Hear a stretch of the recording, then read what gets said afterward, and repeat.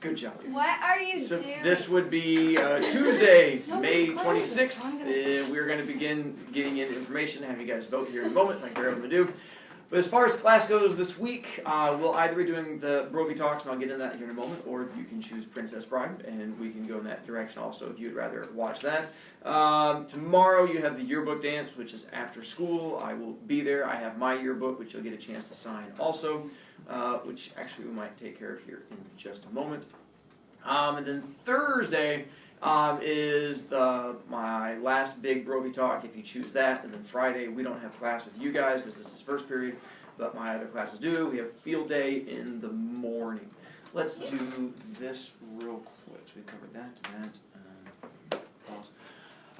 That is not actually pause it. Those of you who have points, you're going to have to move because people are going to be walking past you. And Thistle, you're going to have to move your pile of stuff. People are going to be stomping on it. That's Madison's. I'm sorry. Whichever pile of stuff is there. Yearbook. I have this year's yearbook, and so you get a chance to sign it if you would like to. So cool. It starts off, if you have like over 100 points, you get to sign it today, and then tomorrow's, if you have over 50 points, you get to sign it. And then Thursday, I open it up to anyone. If you have the points, then you get to sign it. My request, as far as it goes with the signing of the yearbook, is I don't care where you write in there. Just one, don't write over people's pictures, because I still want to be able to see them. Two, don't write over other people's messages, because people write me letters in there, and I don't want you to write over their letters, because that's incredibly rude and will cause me to stab you in the throat with something sharp. Other than that, and then also do not write really large. I have no problem if you write a lot, because I have kids who do write me a lot, and that is absolutely fine with me. Just do not write really large and just put goodbye in big letters, because again, I will find a way to stab you in the throat with something really sharp. But I will put it over here in a moment, and then while we're going through class, whichever one you guys choose to do, if there's an empty spot, you can run over there and do it. If someone's already there, then just wait. You'll have time. Or you can wait till the end of class. If you just want to sign your name and just put, yo, that's fine. If you want to write an actual message, you can do that too. I will have it at the yearbook dance. If you're going to Wednesday, tomorrow, at the yearbook dance, you can also do it there. I will have a pen, and I'll also have a little fine tip Sharpie. So it depends on which one you want. If you're a fine tip Sharpie person, or if you're a pen person, it is your choice either way. Or you can choose to not sign it at all, and that is also fine. The joy of choices. Just don't spend your time sitting there just flipping through all the pages going, ooh, pretty. You can do that tomorrow when people get their yearbooks, but as far as now, it's more for the signing of them. Well, you didn't waste any time. All right. Abby Q. 7th period. Because then you'll go to the dance after school. So if you ordered a yearbook, you get it at the very end of the day tomorrow. Like then on Wednesday, do we sign your book? Yes, we should have like 3 more kids coming back who are all taking the test. So then, yes, because then I'll have mine as in Thursday open to everybody who wants to sign it. And the same thing, you can come in the morning, put on my desk, and then there you go, just nailed it just like Can you that. sign our Yeah. Oh, as far as me signing yearbooks, absolutely. Here's the problem with me signing yearbooks. I write you a message. If I sign your yearbook, I'm going to write something to you. So oftentimes, if you go on Wednesday after school, I will happily sign your yearbook when you come there. The drawback is I always sign 8th graders first, because they're going to they had to wait last year, 7th graders, and they're going to be leaving. If you want, you can leave your yearbook with me, and I will take it home and sign it, and then I bring it back to you the next day. And then I can sign it at night, and that is fine with me. Unless you just want me just to write my name in there, and that is it, and that's fine. Then just say, I don't want a message, just write your name. And then I can do that quickly. But if not, then I write you a message, because I don't know, it's who I am. I have issues. So if you're wanting me to write a message, and it requires time. But I usually do that on Wednesday. If there's not 8th graders, then as soon as the 8th grade line goes down, I bring in 7th graders. But 8th graders always get firsties. And then next year, when you're 8th graders, you get firsties. But last year, they had the same problem. Touchdown? Touchdown. Yes, dear. We were excited about 8th graders. Can we bring it into like class? Yes. Earlier in class? I have no problem with that. You mean like on Thursday? Yeah. That's fine. As long as it's not a distraction, but if it is, I just rip it in half and throw it at you.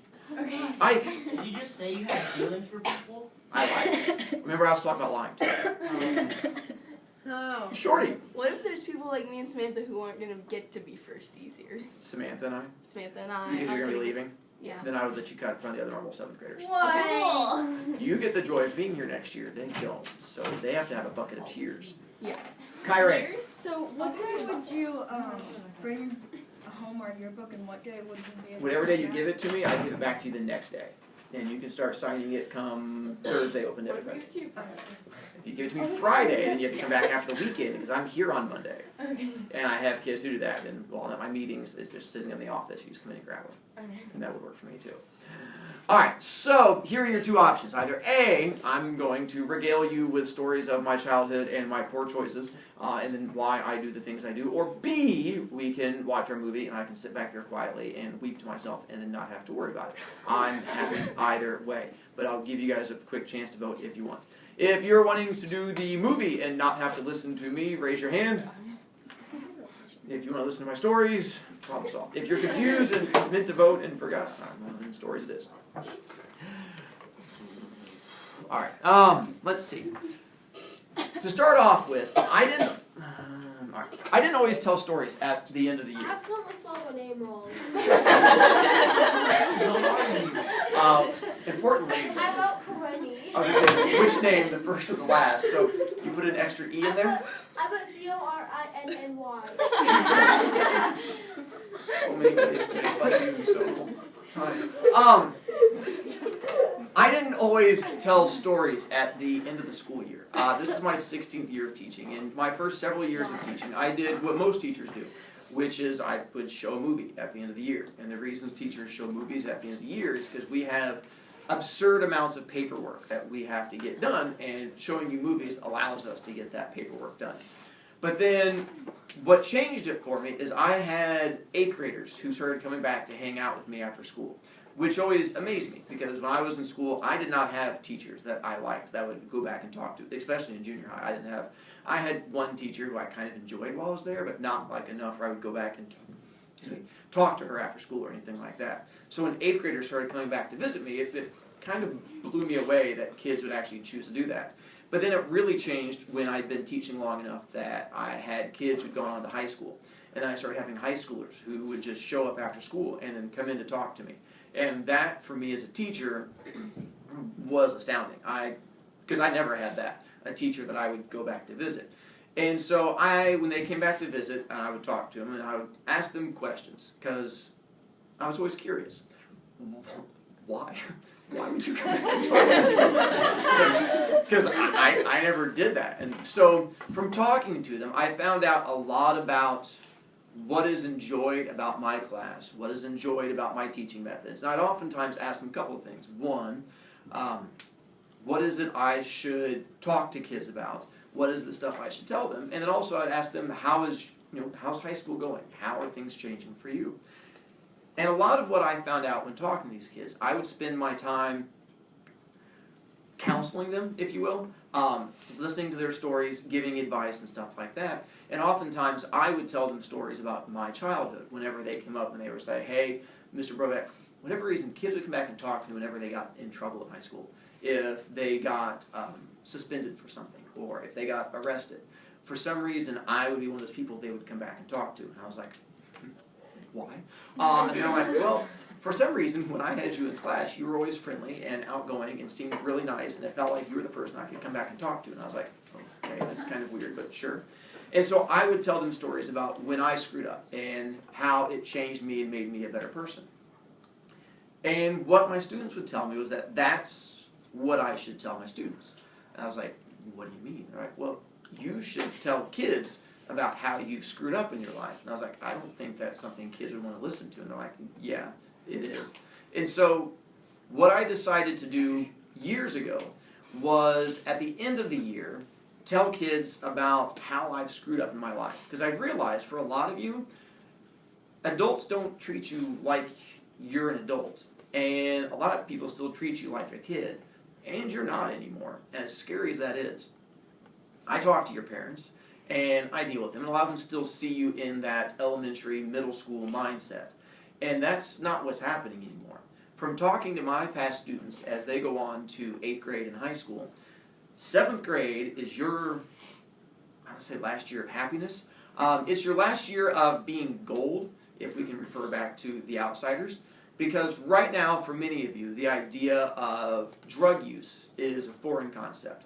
The idea of friends who get high on a regular basis. The idea of friends who smoke pot or friends who drink on the weekends. The idea of being in that world is completely foreign to you. When you graduate 8th grade next year, it won't be. Not for you, but you will know people by the time you end 8th grade. There is a big difference between 7th and 8th grade. The summer between 7th and 8th grade, for many of you, is going to be the eye-opening summer. This will be the summer when you get invited to a party or you get invited to a friend's house and you get to experience it for the first time. And I don't mean hands-on. I mean where you hear about it happening, where you are familiar with the idea that these things are going on. By the time you finish 8th grade, you will know someone who has gotten drunk, or who smokes pot, or who does drugs in some way. It does not matter if you are in my regular class or my advanced class, or what circle of friends you go in. By the time you finish 8th grade, you will know somebody. And the reason I say that is because my kids come back and talk to me. My 8th graders come back and talk to me on a regular basis. And these are the conversations I have with them. And it's yet to happen where I have an 8th grader who does not have that happen. Now here's where it gets scarier. By the time you're in high school, from 8th grade to high school, it's going to be a person you know personally. By the end of 8th grade, it might not be one of your close friends, but you'll know somebody.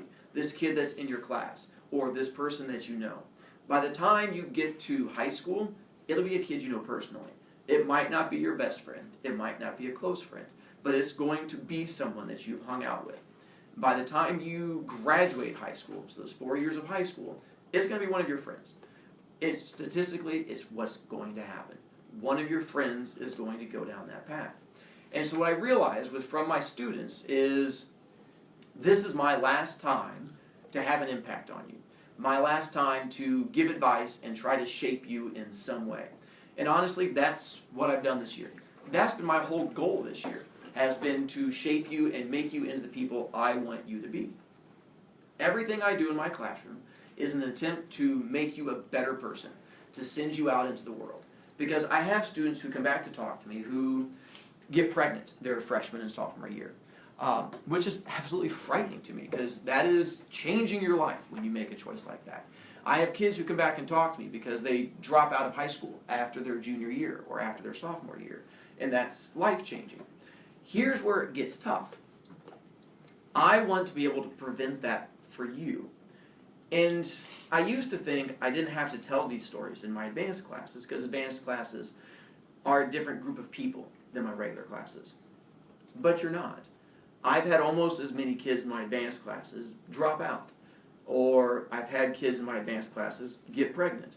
I have a girl who I go to a senior open house. I don't know if you guys know, when you get to be a senior in high school, you get to have an open house where you get to invite people to come back to your open house and congratulate on graduations. I go to 30 some of those every year. At the end of the year, I get invited back to them. It still amazes me, the fact that kids invite me. It's junior high teacher. They invite to their open house, and I have 30 of them I get to go to already this year. One of them is a girl who was in my advanced class, my 3rd period advanced class, who's pregnant, who just had her baby in her senior year. And she was just like you when I had her in class. Never would have seen it coming. And that's what I realized is, I want to be able to guide you and shape you and make you a better person. It's why I make you stand when you don't have your homework. It's why I use the slow kids section and put you over here. It's because I want you to become a better person. And part of that is giving you repercussions for your poor choices. So what I want to do is let you see the fact that I've made poor choices. I realize that for many of you, you look at teachers and you think that we think we're perfect, and the fact that we can't do anything wrong. And I want you to understand that that's not how it is. Teachers are human. Some of us are very, very human. Put it on my desk, dear. The test.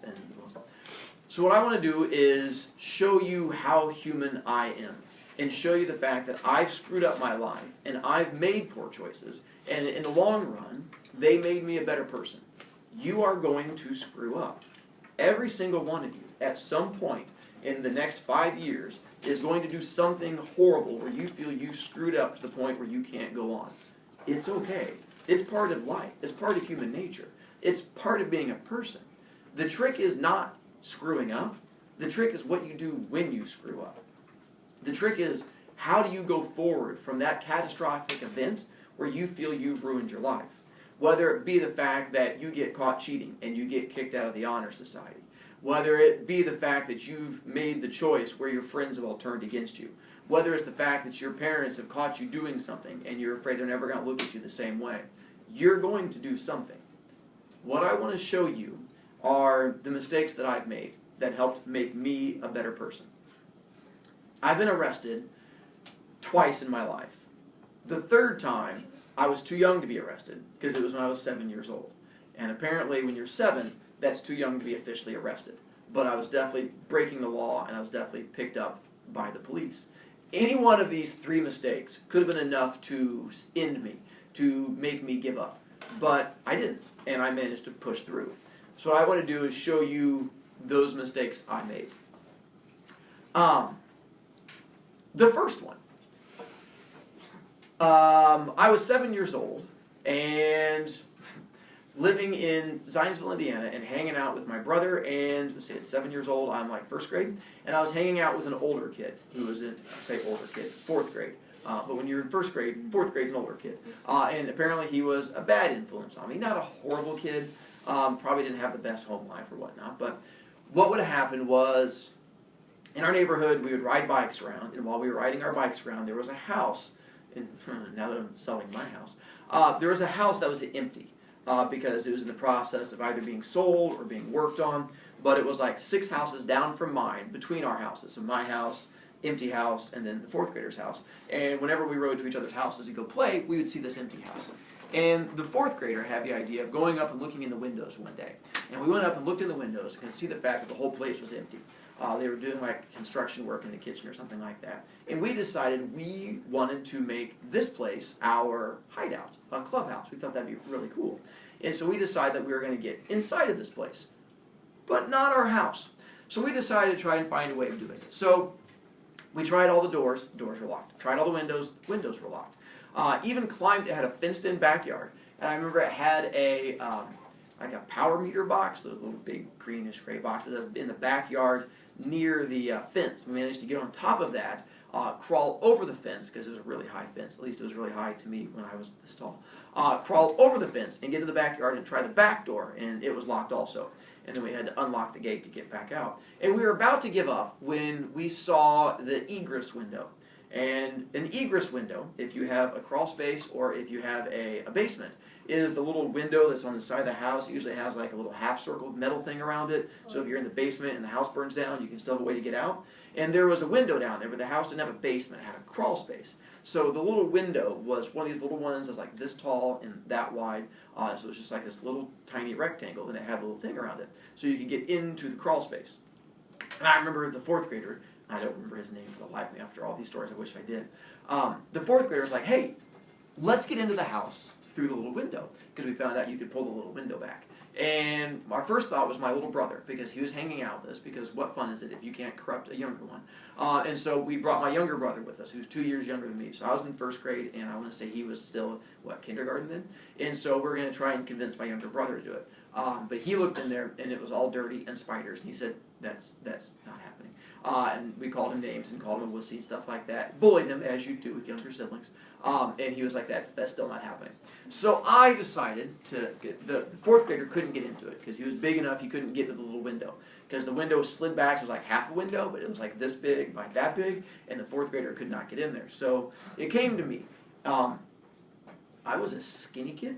I was 50% twig and 50% stick. So there was a good chance I could get in there. And so, but I was also 100% wussy. And so the idea of going under this house into this darkened area, and I knew for a fact there were spiders down there, that this was not something I wanted to do. But I also really wanted to get into this house because it looked really cool, and I thought it'd be a really fun play area. So I manned up. And I remember I had to crawl. It had the little metal half window thing. And I remember I crawled over this little metal half window thing It was like a little snake, all twiggy parts. I mean, twiggy. And I went over it and then went through the window and I got into it. And we didn't have a flashlight because that required planning ahead. That wasn't going to happen.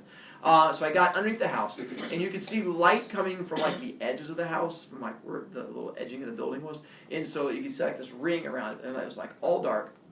And they're like, "Can you see anything?" And I was like, "No." I'm like, I can't see anything. It's all dark, and there's cobwebs, and I was freaking out. And then all of a sudden, I don't know if the cloud shifted or something changed, but a ray of light came down right in the middle of this darkness, just like, like just shine down. And I was like, "I see something." And he was like, "Well, go to it." And I'm like, "Okay." And so I remember crawling, and they're like spider webs going past me, and I'm like, I'm a man, I'm a 6-year-old man. And so I made my way across to it, and I got to it, crawling across this little dirt area, and there was just a beam of light shining right down the middle of the dirt. And it was like an opening in, like, it was all ceiling floor thing above me. And so I remember going along, and all of a sudden there was just an opening, like, in the middle of the house. And I was like, that's obviously for me to go up into, because that's why it's there. And so I stood up into it, and it was this back area into the utility closet, where, like, the air conditioner and the heater and stuff like that. And so I managed to get up into that, and apparently it had slatted doors on the other side of it. Remember, that's how the light came in from the sun, was it had little doors, had like little slats in it, so this light could come into it. And I remember you would push the middle of it, and the doors would close, like little, you push it, and they're like all hinged, so it wasn't like a normal door you'd open up. I pushed it in the middle, and they snapped shut and moved over to the side, and I was inside the house. I remember getting up into it, I was like, and stepping out, and and the sunlight was opening and coming in there, and it just felt like I was being guided, and this was something I was meant to do, was to get into this house. So, being into the house, I then immediately ran to the back where the sliding door was, because that's where they decided to come in, because even we were smart enough not to come in the front door, because the neighbors would see, and that's bad. That's how you get caught when you're breaking the laws. Witnesses, because then you have to kill them. So we decided to go ahead and come see. If you learn anything this year, it's when you break the law, kill the witnesses. And so I went to the back door, and so my younger brother and the 4th grader, like, they're like pressed against the little window, and I went over and I was like, and walked over to the window, strutting, and the sliding door, threw open the back door, and they came running in, and we high-fived each other, and then we ran around like hooligans. The whole house was empty, except for like little bits of construction stuff. They were like building, or like putting down new carpet or something like that. But we had the whole run of the place, and we just ran around doing what basically a kindergartner or a 1st grader and a 4th grader would do, which is play tag and run around. So we just played tag and just ran around this whole house, just running and screaming and having a good time. It was awesome. And so we spent like the afternoon there, and then shut everything back up, and then went home. And then the next day, came back and did it again. I don't know, I think we brought like our lunch this time. We packed ahead of time. I brought like a little sack lunch so we could eat while we were there. Planning ahead. And brought a flashlight this time, so when I crawled underneath there, I didn't have to scream as much. And so we did, I remember we did it for several days in a row. And I don't remember if it was like the 3rd day or the 4th day. One of these days, we had gone ahead and we didn't even park our bikes in front of the house. Once again, witnesses. We parked them out back, or I think when I walked down to it, I think by this time we were walking down to it. And so we walked down to it, and we were in there, and I crawled underneath the place, used the flashlight, opened the doors, we came in, we were running around, and this was the way the house was set up. Came in the back door, and there was a kitchen right here, front door was right here, and then there was like this little hallway that connected them where you could go here to the dining room, and then like a living room, and then around. So you could do like this little circle over here, and I think this way was like the garage or something. And so we came in this back door from here, and we were in this little kitchen area, and we were just standing in the kitchen trying to figure out what to do when we heard the front door. And we heard keys at the front door, and a little jangle of keys, and someone on the other side of it, some adult person. And we pooed ourselves. We weren't sure what to do. I was pretty sure that by law, if we were caught inside this house, that he was legally allowed to kill us. And so I foresaw that coming, that I was going to be legally killed. So of course, we immediately ran from the kitchen this way into the little dining room, and there was a little wall right there that separated like the dining room from the kitchen. And so we ran in there, and all three of us went up and put our backs against this little wall area. And we heard like the front door open, and we heard like dum dum dum dum, and the guy come in like set down something heavy like right behind us. And it could have been more than like 4 or 5 feet in just the other direction. And we're just all like looking at each other going. And I remember it was me, my brother was on this side, and the 4th graders on this side, and we're like looking at each other like, what do we do? What do we do? I don't know, we're gonna die. We're gonna die together. All right. And so we're trying to figure out, and I could hear him talking about like, oh, and then here again. Why? What's going on in here? Why? Who keeps coming into it? And he's like, sounds like an ogre. That's all I remember. It's like fee-fi-fo-fum, like on the other side of the door. And then we knew at some point he was probably going to walk this way because we probably left little foot trails. So we decided to just run for the front door because being small children, that's what you do. It blow out at you there. Surprise! It makes the room smell better.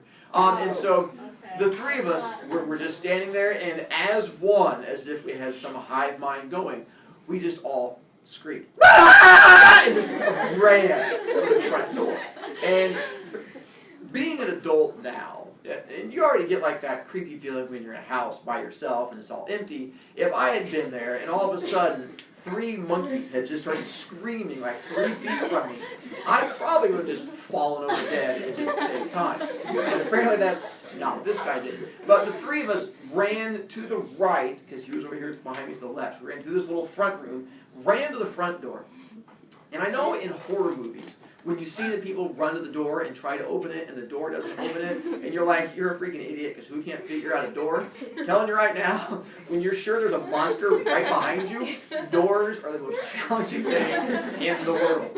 I knew I've been opening doors for like 4 years at this point. I'm an expert doorist.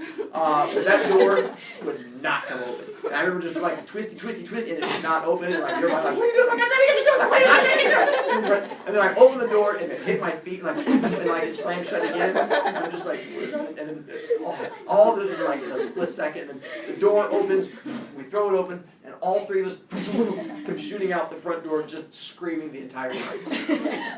Being the geniuses we are, automatically make a run for our houses. That's what you do when you're 7 and there's a monster trying to eat you, you run for home. So my brother and I came out and went to the left, and the 4th grader came out and went to the right, because that's that way his house was.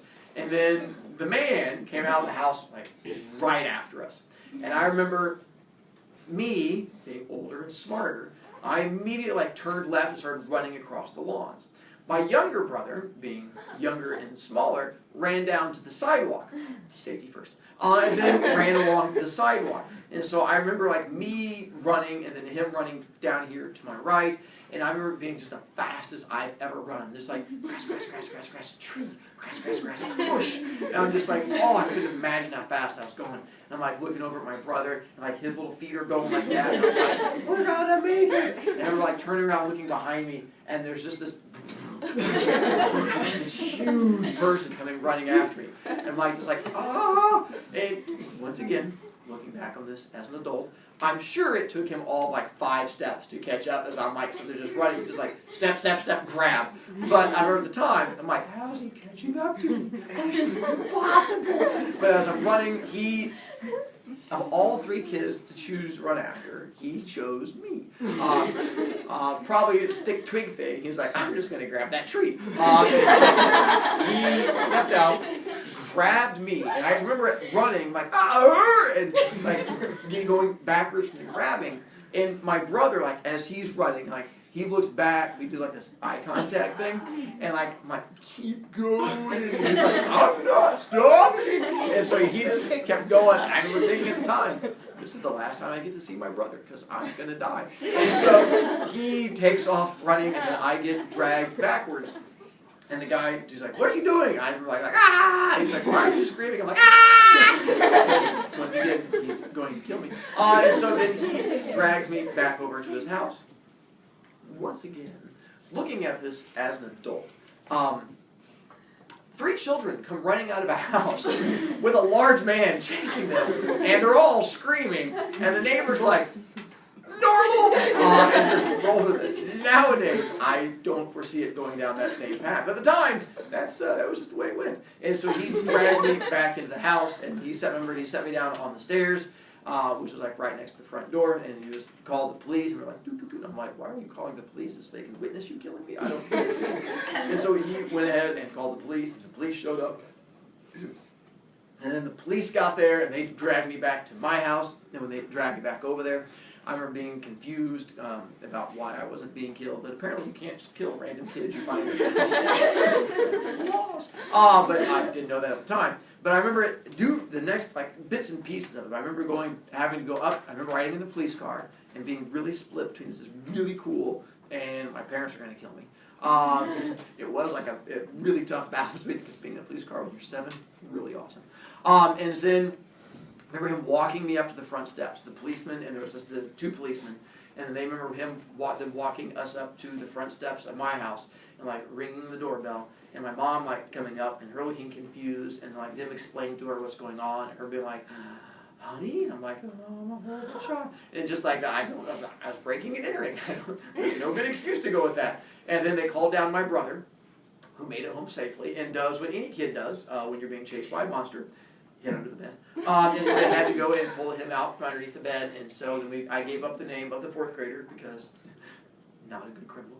And so I gave up the name, and they went and found him, and they brought all 3 of us down, and then we got a really stern talking to about the fact that if it wasn't for the fact that you're 7 years old, that you would be arrested, and they told me this is going to go on your permanent record, so if you ever get picked up, it didn't go on my permanent record. I was 7. But at 7 I had no idea. But it made that kind of impression on me and scared me and stuff like that. So that was the first time that I technically got arrested. That's the one time that wasn't a real arrest because I was too young. And it scared me. It scared me enough that I didn't get arrested again for 6 more years. Which is something I hope all of you get a chance to say too. Until my freshman year of high school. My freshman year of high school is the 2nd time that I got arrested. And with that one, it was another poor choice. There is no way of avoiding that one. Elf? You would have been 13 if it was 6 more years. It's 8 You would have been 2nd Yeah, grade. I was young. back in the day. My birthday's in May, so I was 13 all of my freshman year. You said you were in what? What did I say? That's not possible. You said 6 years. 6 years from 7 to 6. So I was 13. 13, but freshman in high school? Yeah. Yeah, back in the Yes. day. Thanks, it sucked. Way to bring that one up. Wait. And couldn't you drive at 14? Can I drive? Or couldn't you get your permit at 14? Nah, back then, with the dinosaurs, no, it was like 15 and a half. So, yeah, there was nothing. I didn't get to, like, drive and all that. To, like, all my friends were driving way before me. So, for me, say, 14, 15, maybe I was 15. I got to drive at the end of sophomore year. 18, 17, 16, 15. No, I guess I was 14. So, all right, you're right. I was 14 my freshman year. Because I turned 15 at the very end. Because I turned 18 at the Okay, end. that makes more sense. I was I'll trying be to figure it 14 my freshman year too, but that's Given, it was all 50 years ago. Give me a break. And so we'll get to that story tomorrow. Because we have everyone back now from my test. Okay, good. What I want to do real quick is I told you guys about my senior open houses. When I go to your senior, well, if you invite me, when I go to the senior open houses, I write you a letter for the senior open house. Part of that letter I write you is a collection of pictures from you in junior high. Oh yeah, it's great. When you're graduating, I get to bring back all kinds of embarrassing stuff. One of them is, of course, that picture I took at the beginning of the year. Plus some other bonus pictures I get to throw in, and then I also do one of the whole class. So you get to remember who all you had in class together. So in a moment, we're getting ready to take a group picture that I'm going to do here in just a moment too. So hang on, I'm going to stop this one so I can upload it. Till tomorrow.